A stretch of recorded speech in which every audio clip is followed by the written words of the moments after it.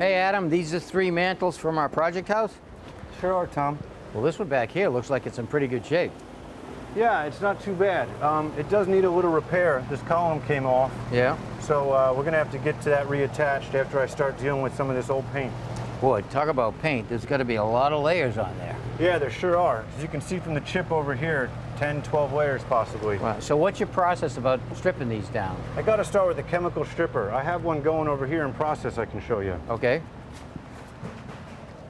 I've already painted on some strippers, so I'm going to start scraping it back. Okay. So once you paint that on, what do you think, about 2-3 minutes? About 5 or 10 minutes or so. Oh yeah, look at that. Well, that comes off nice. Yeah, it takes work. It takes time. It doesn't come off on one layer. Right. So that knife that you're using doesn't have a real sharp edge.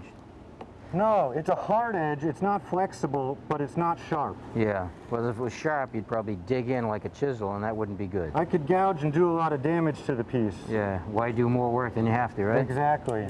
This is a really nice heart pine mantle. It's old growth pine, so the grains are real tight. It's a beautiful wood. We're going to get it as clean as possible, and then probably go back with a clear lacquer at the end. It almost looks like there's some kind of a varnish on there too under that. It's very possible that the mantle was stained a couple times in addition to being painted in its life. Yeah. It's definitely a lot of work. Oh, it takes time. Getting all the way through a mantle this size takes me about a week start to finish. Wow. What I'm going to do next is give this a wash with some lacquer thinner to get off the residue and let it dry out. So tomorrow I can start going after it with some straight razors to really give it a nice finish.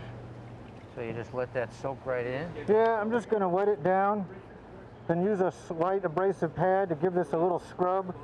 It'll release a lot of that paint that's on the surface still. Oh yeah. See that. So this detail strip is made of some edge grain, and you can see they're really tightly packed through there. Yeah, definitely tight. Yeah, really beautiful. Well, this one's finished for the night. I can let it dry out and get back to it tomorrow with some sanding. Okay. Let me take you over here and show you this mantle. All right. This is pretty nice.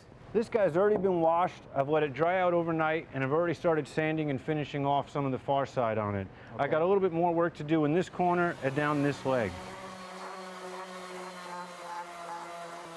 The wood's really nice, but we're going to leave some of the paint and some of the details and around some of the corners just to let you feel the age and the history in the mantle. It has a little bit of distress in it too. Yeah, exactly.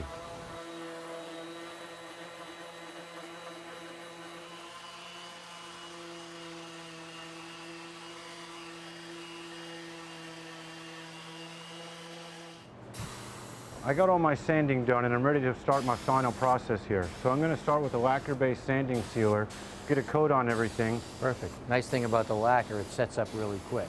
It sure does. I'll be able to get after it about 20 minutes or so. Yep.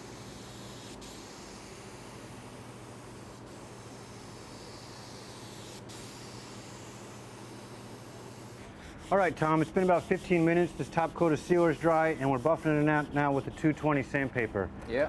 Tomorrow I'm going to use an epoxy filler to get in all the surface divots, and then give it one more sanding to prep it for a top coat. Well, I got to say, Adam, I can't wait until they show up on the site and get installed. Yeah, me too, Tom. Thanks for watching. This Old House has got a video for just about every home improvement project, so be sure to check out the others. And if you like what you see, click on the subscribe button to make sure that you get our newest videos right in your feed.